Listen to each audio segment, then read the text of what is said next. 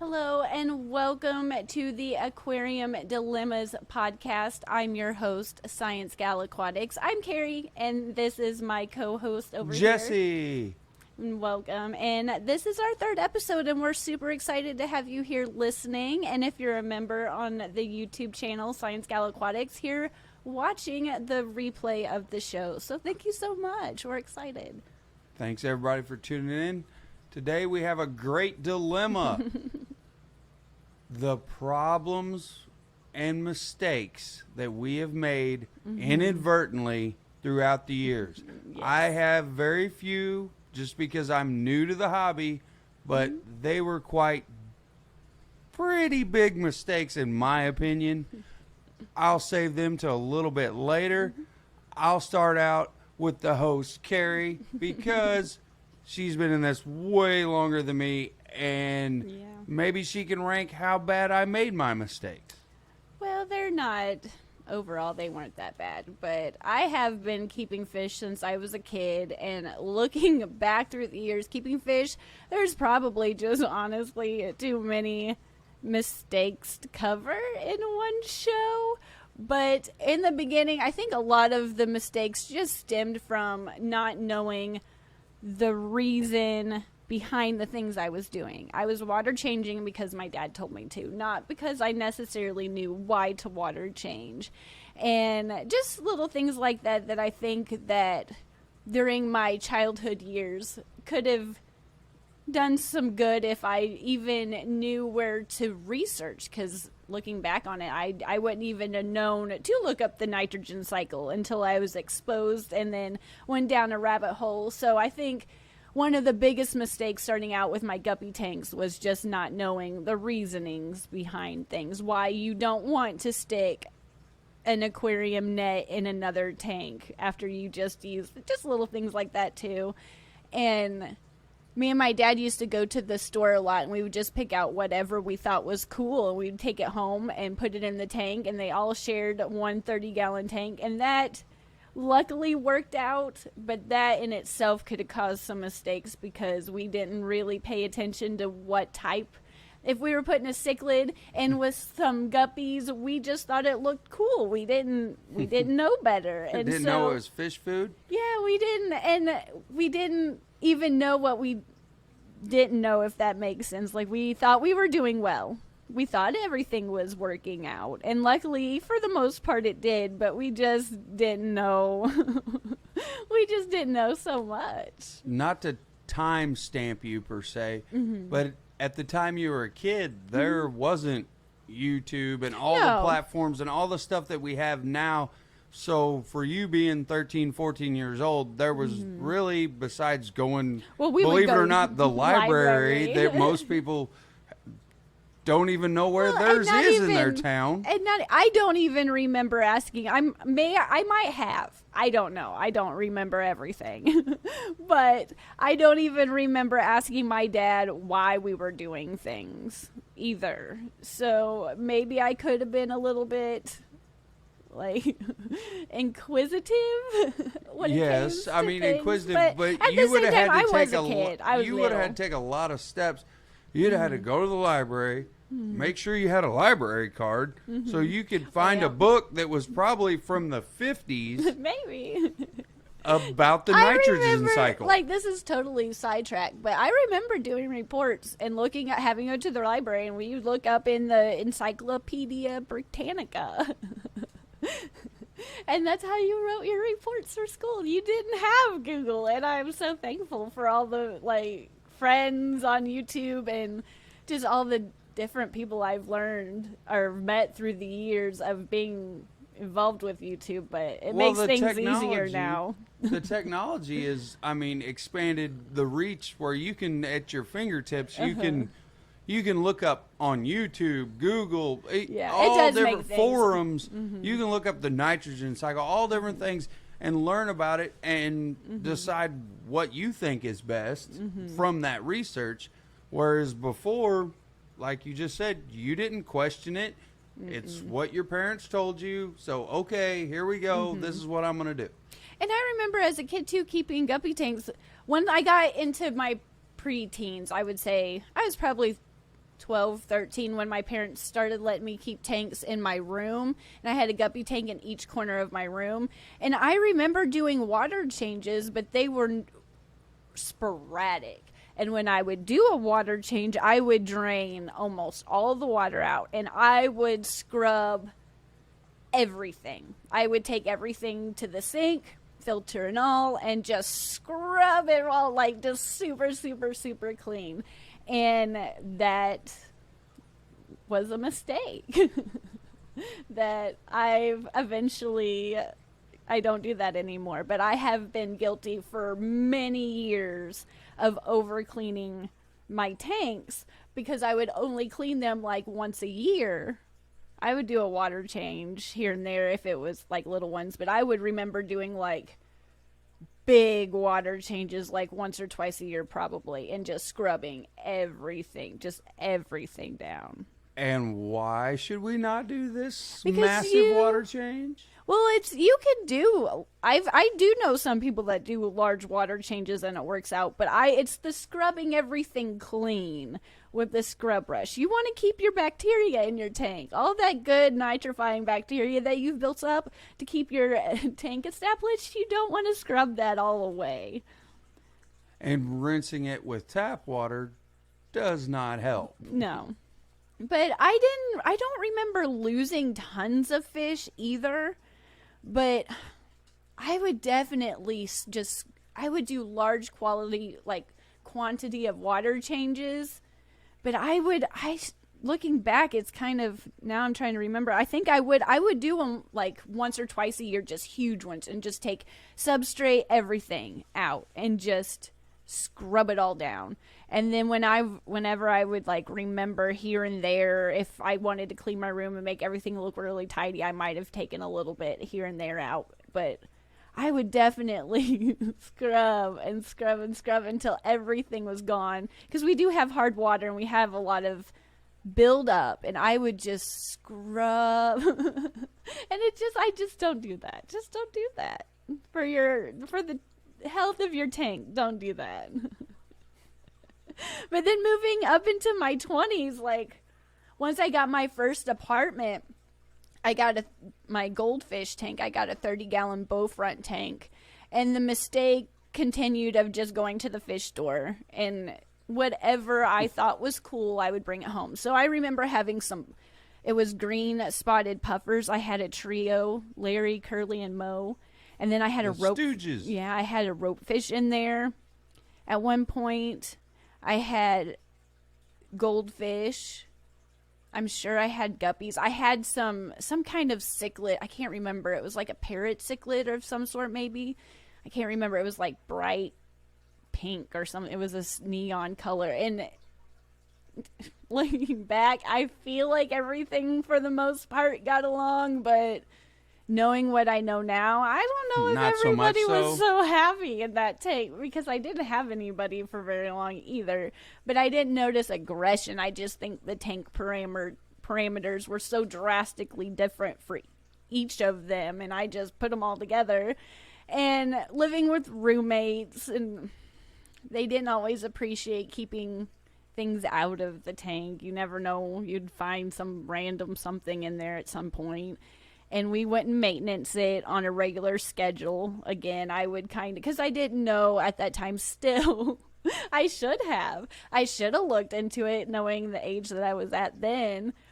But I just didn't know the reasoning behind anything. So we'd let it get all gunky and covered in algae, and then we'd strip it clean and over clean it and get it all squeaky clean, and then go from there, go to a fish store and just buy whatever and add to it whenever we thought we had some extra money living in an apartment.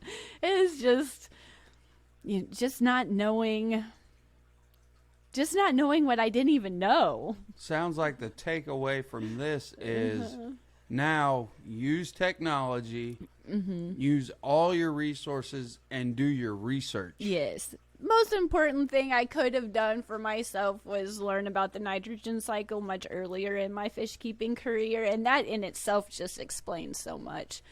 But you need bacteria in your tank. And if you have a heavily planted tank, like the heavily planted tank, if you're watching this, I have a 55-gallon tank above my head, but it's a 55-gallon just guppy tank, and it's heavily planted. And that tank doesn't need as much water changes as some of my other ones because it is so heavily planted.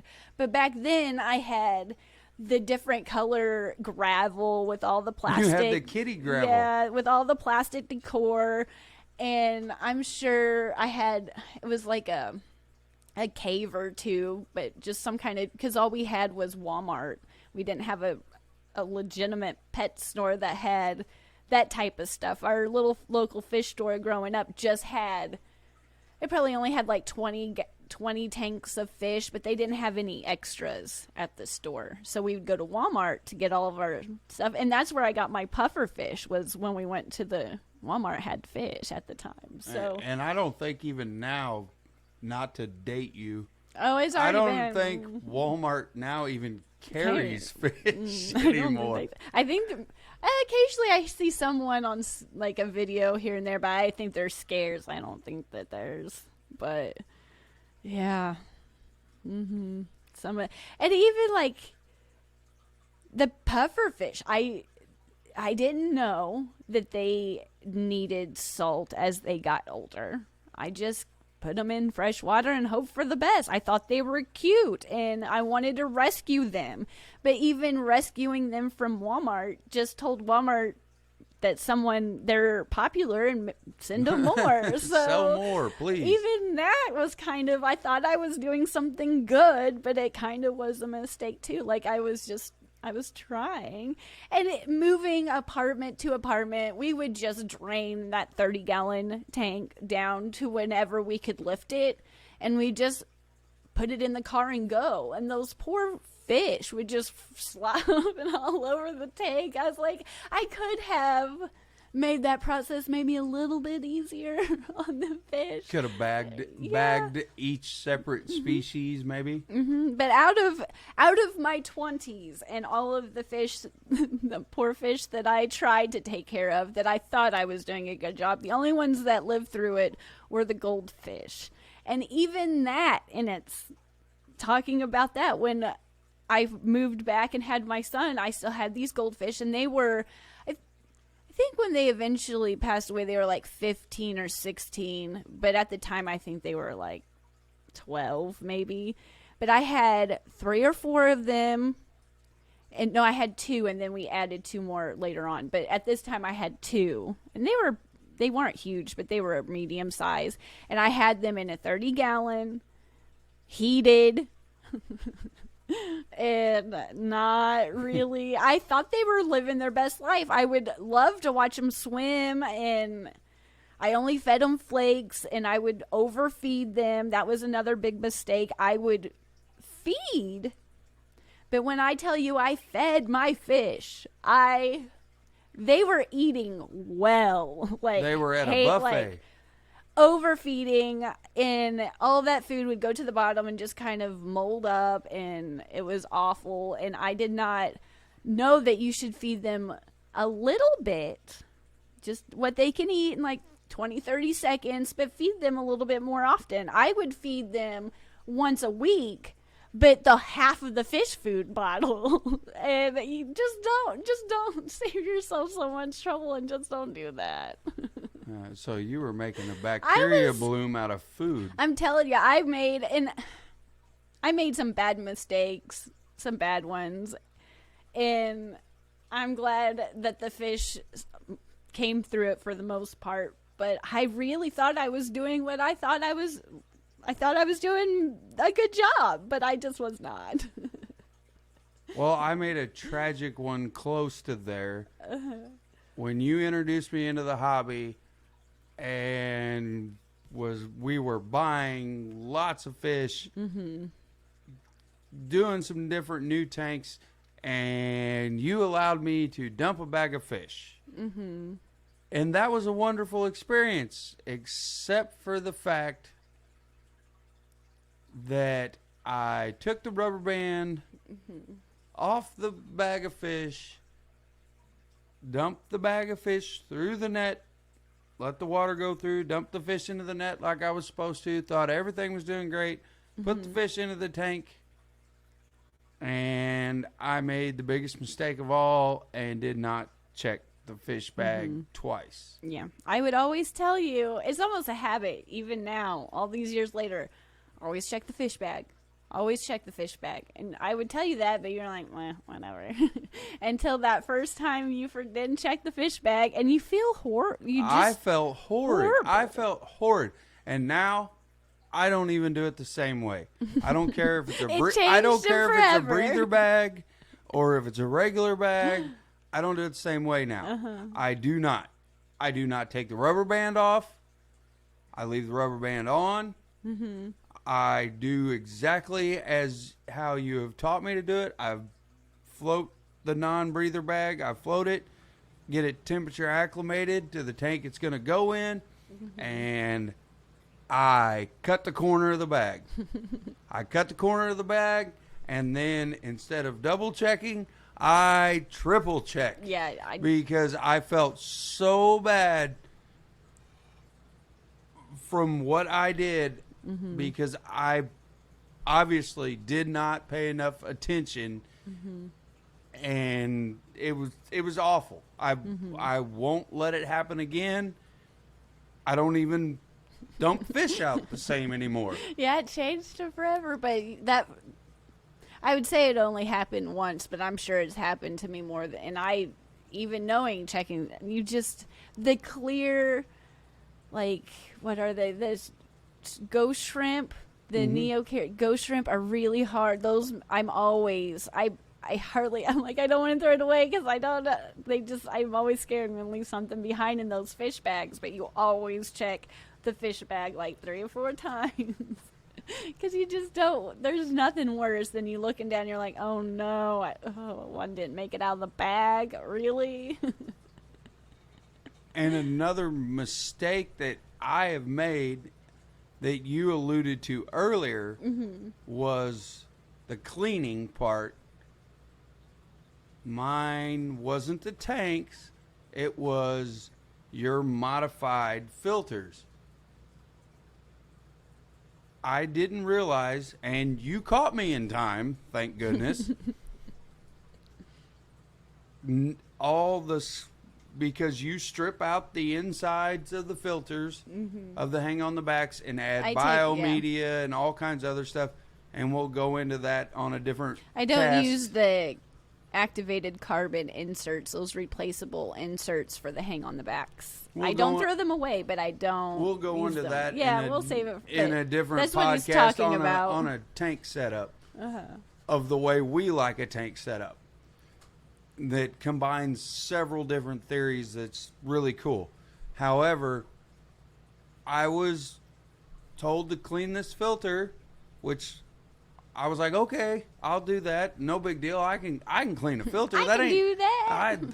That's easy. I got this. Not realizing that all that bacteria on everything she puts inside there, I need to just take that out, put it in a bucket with that water and just squeeze it out and let all that stuff just rinse it out basically in its own tank water and it can go back in, whereas I was gonna take it up to the sink and it was gonna get chlorinated water sprayed all over it and scrubbed down like Kerri said earlier. That was not gonna be good.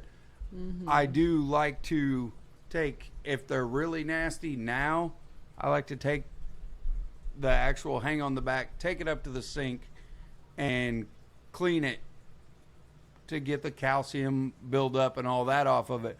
But all the biomedia and everything that she's trying to preserve. Yeah, but you don't even do that. We do that if it's clogged and the filter's just not working anymore. We'll take it up there. We'll save the media that's on the inside and we'll take that up down and get all the calcium. It's usually, the propeller inside of it gets calcium built up and you gotta scrub that off. Well, but we don't take them upstairs all the time. No. Very rare. Just when they're clogged. Every so often they do get clogged and they need a little scrub down, but for the most part, they're not too bad. I like my hang on the backs. I my hang on the back filter. And I like that, and I have no problems fixing them. I didn't realize. Yeah, it's just in the beginning. You couldn't put them. I didn't think water's water. Well, you can do anything. I just wouldn't necessarily recommend it. Well, you can, like, if you have to do that, just let them. We usually let them air out for an hour, like the day. Now that I know what I know now, I can clean them, let them. I have its own special drying area, let them all dry off and everything evaporate off of it for the plastic. But I didn't even know about the microbacteria I was supposed to be trying to save.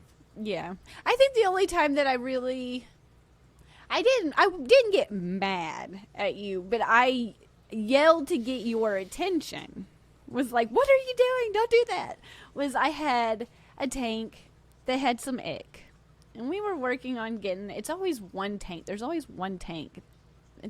That always has it.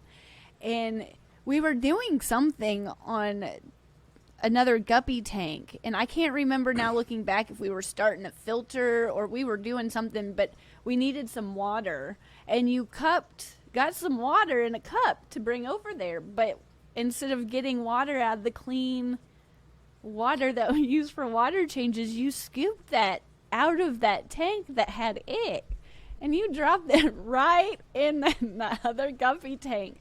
And I was more like kind of like shocked, like, don't do that. And you're like, what? I was like, just, oh no, everything's worked out. No one got it, didn't spread, thank goodness. But that was probably the one time when you were learning everything. I didn't even realize what it was. Yeah, you didn't even know. And you're like, what? You said you needed water. I was like, but not from that tank. Oh no. But no one got it. Didn't, thank goodness it didn't cross contaminate or anything. But just in the beginning, it's just you make honest, you don't mean it to be. Well, that's another one. Another point that I've made the mistake many times is cross-contamination. Oh, I'm horrible about that. Even knowing that you shouldn't do that. I still will forget, and I'll set a net down somewhere, and then I'll forget to clean it or do something, and then I'll pick it back up and use it, and I'm like, oh no, you shouldn't do that.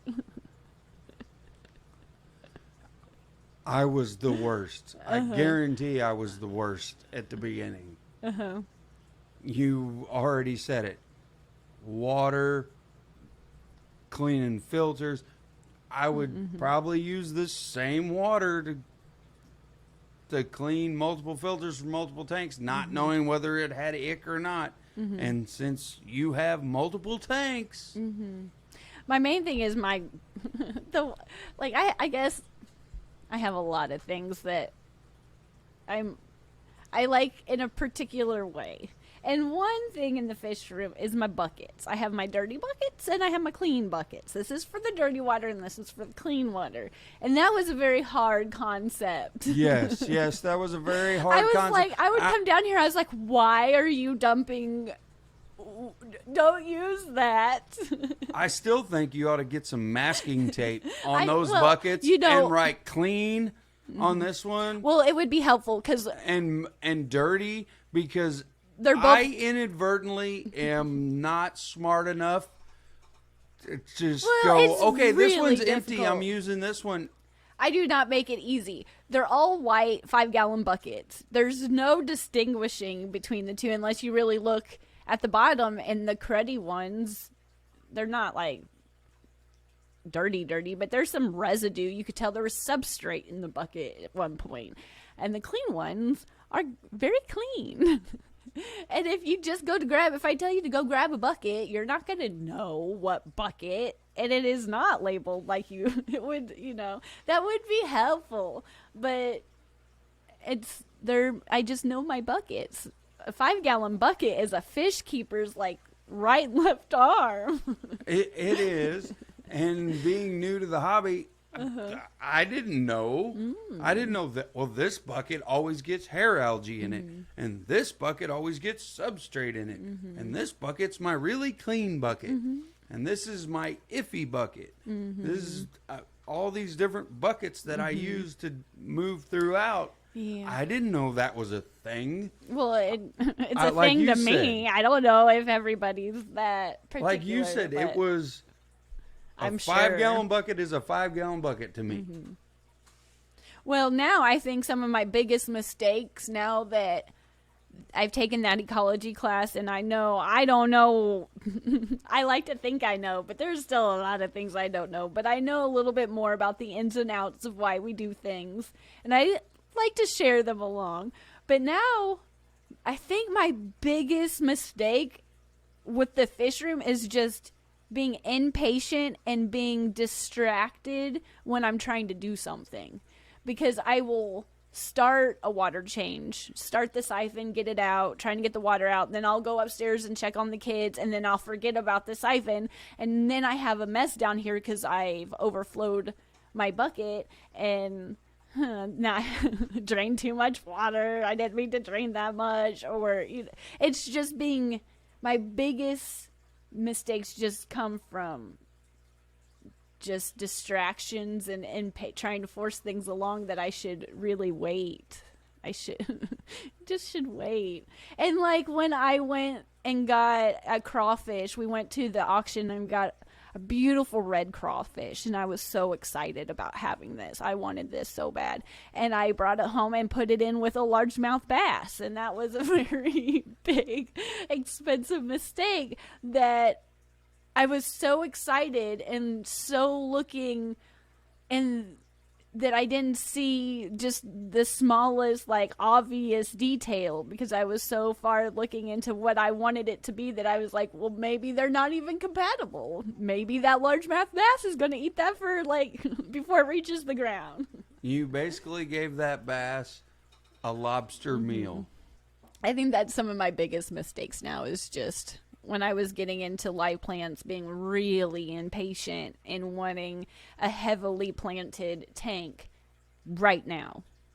And it takes some time, and not everything when it comes to fish keeping you can do in one day, and you got to pay attention to what you're doing. Some of these bright ideas, you got to pay attention, so you don't make a mess or leave the water running and flood your fish room, and it's always overflowing water right now. That's my biggest miss right now. It's just overflowing. It's not the tanks, it's the buckets. Which doesn't... Yeah, that was probably the only other inadvertent mistake, and I don't even think it was a mistake. It was an accident. Was the letting the water drip into your bucket, your 55 tub, to refill the tanks. And I came downstairs and had a small swamp. Yeah. And when we had that freshwater lionfish upstairs, everything was going really well. It was a heavily brackish fish. And everything was going really well. We had her for, I would say, about a year. And one of the water changes, we changed the water. I think we probably just rushed through it or something, and the salinity got off because she didn't make it. But just really slowing down, and even with the small things that you do every day that become second nature, sometimes it's still nice to like slow things down and pay attention. So simple little bitty things don't add up to one catastrophic mistake where you lose your fish. It's to have a beautiful planted tank and community tank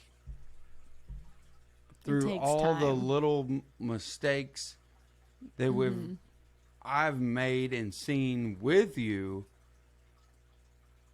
It is a long-term game, not a short-term game. Yeah, and I was upgrading a lot of my lights there for a while, trying to rush it. And I think my lights were kind of too much. I think it was too much lumens, too much everything. And I think I did more melting of plants than growing of plants in the fish tanks. And just don't take your time. It's gonna mature.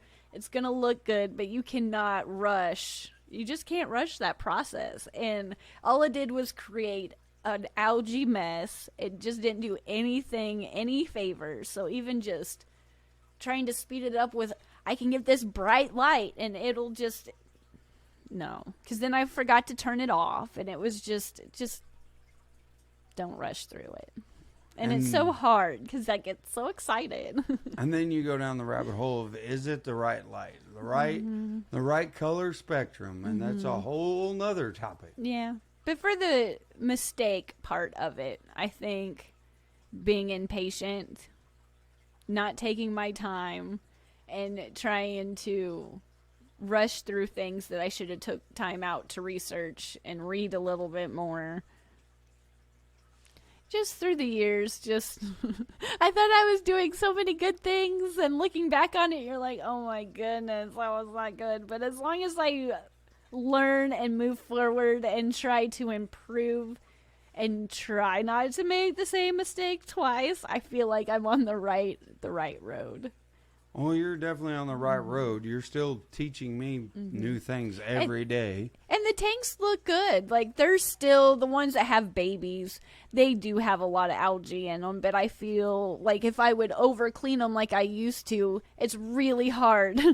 But they have more babies, and they do breed more with the guppies. But I do have to trim it back. But it is, even to this day, difficult not to just scrub everything down, because but yeah, it's still, I know better, and it's still hard. But diving into the live plants and really taking my time and researching and getting to know people in the community has opened my eyes to things that I wasn't even remotely aware of, that has helped so much. Well, I think the live plants, which we could go on for a long time, we'll save that for another episode, really helped on the water changes, on just not having to do as many for various reasons. And that was just a mistake on my part, because I remember in the beginning,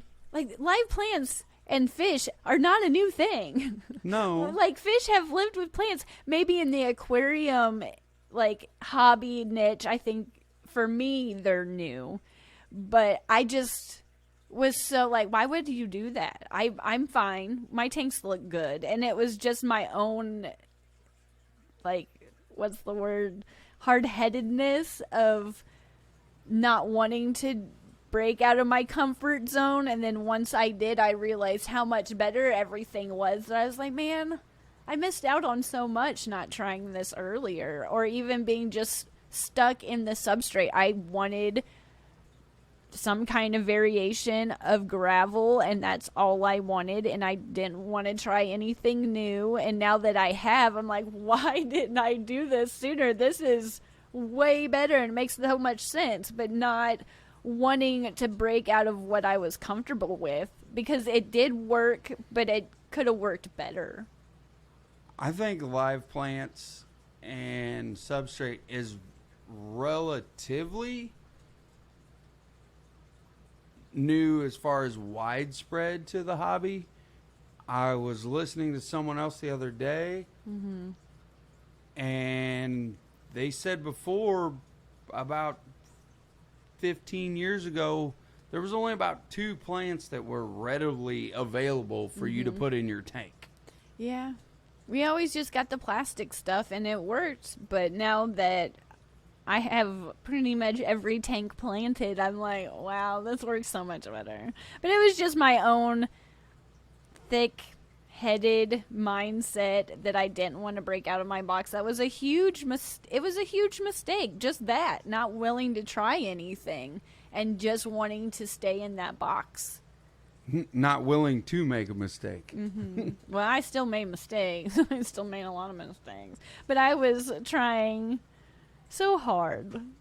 Well, you were comfortable making the mistakes you made inside your own little box. Well, is getting close to the end, is there any other final things kind of... Once we leave, I'll be like, why didn't I say that? I'll have to save that for, like, things come to you. But is there anything coming to mind that you've done that you haven't thought about in a while that you're like, oh, yeah, I did do that? Oh, I've done a lot. number one, don't ever use any glass cleaner on the inside of a tank. Yeah, don't do that. That one was already a given, something I didn't know. Luckily, it wasn't a tank that had fish in it yet. I was just cleaning it and found out, don't use Windex on the inside of the tank. I just learned to keep Windex out of my fish room. I think it's Fritz glass cleaner and acrylic cleaner now that I use. That works really good. But I used Windex on the outside of my tanks for a really, really long time, and now I just feel like there's better options. Well, there's a lot better options, so I accidentally don't overspray. I mean, keeping it on the outside wouldn't hurt anything, but as long as it's on the outside, I, however, have made the mistake of not doing that, putting it on the inside of the tank. Not a good thought. Didn't think that one through at all. What else? Lids. That's another mistake with certain fish. Make sure to keep the lid on. Yes. All fish pretty much are jumpers in some aspect. But if you have to worry about a lid, chances are you need a tight lid on that tank. I think, thinking back real quick before we wrap up. Rope fish, killifish. Oh, I really, really enjoy when the kids come down to the fish room. Love it. I love spending time with them. I like when they look at everything about it. But I made the mistake of letting them feed the fish, just saying, just give them a pinch, thinking their pinch. And it was like a flashback to my childhood, just Woof. Fish food gone. So I would love to have some days they're into it and some days they aren't. But with kiddos, just monitor a little bit closely how much their pinches are. The cats, the rabbit, things like that. Sometimes it works out, sometimes it don't. The rabbit likes to eat through my wires down here, so if you have any type of animals, about the time you trust them, don't trust them. You have to monitor the animals as much as you do the kids.